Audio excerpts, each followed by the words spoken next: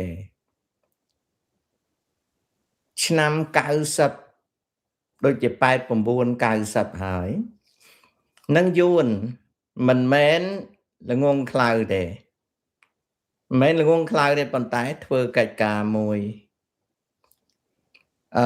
នៅស្រុកអាមេរិកអ្នកដែលរស់នៅក្នុងទីក្រុង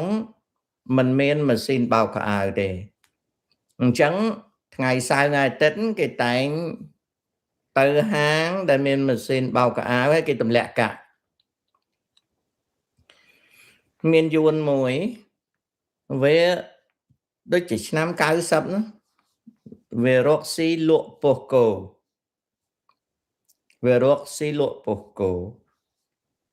វាទៅទិញគោពី New Jersey មកវា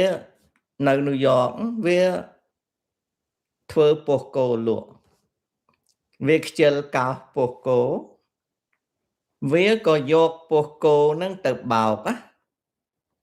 មែនអា100សតបទេអាពោះគោណាវាយកពោះគោដែលវាទៅកាប់គោបាននៅ New Jersey ហ្នឹង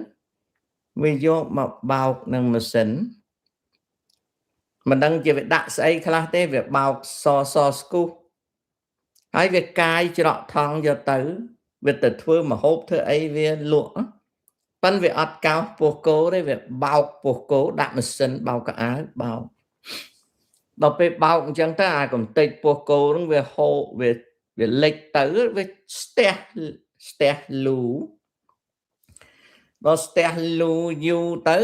អាហាងបោកខោអាវហ្នឹងថាវាឲ្យស្អុយដូចខ្មោចងាប់ចឹងស្អុយរហូតដល់អាមេរិកកាំងអីគេផ្អើលដឹងក៏អាម្ចាស់ហាងបោកខោអាវហ្នឹងវាចិនស្រីចិនណាវាក៏មិនដឹងធ្វើម៉េចវាហៅ plumber អាអ្នកសម្រាប់លាងលូហ្នឹងមកដល់អញ្ចឹងគេដាក់ snake ចូលទៅអាធំ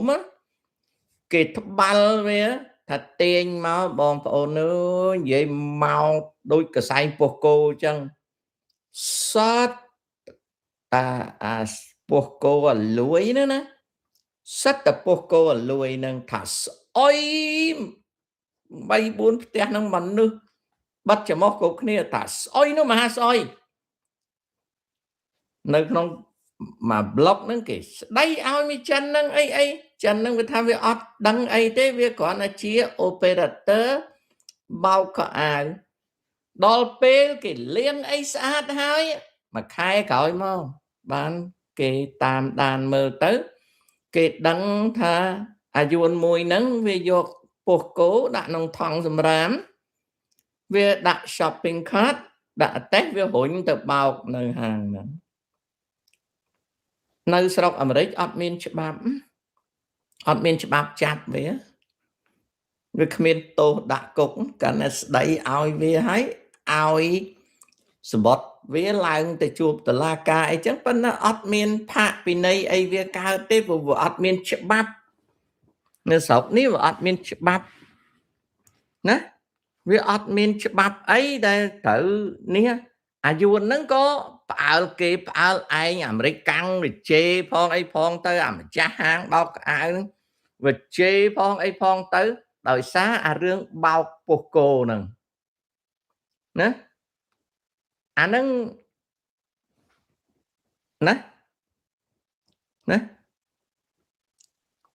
ដោយសាររឿងបោកពោះគោហ្នឹងយួនឃើញបោកពោះគោហ្នឹងអញ្ចឹងជីវិតជនភៀសខ្លួនវាមានច្រើនយ៉ាងណាចំណែកបងប្អូនខ្មែរយើងដែលមកស្រុកអាមេរិកក្រោយឆ្នាំ1993អត់ពិបាកទេមកវាមានណាមកវាមានអ្នកនេះឆារ៉ាភីសរំខានណាមើលទៅបែបត្រូវដេញចាញ់ហើយមើលទៅដេញចាញ់ចុះកុំឲ្យពិបាកណារំខានភ្នែកណាបើ មានអារម្មណ៍អីមិនល្អទៅដឹងបានមកជេរអ្នកណាណាអូខេ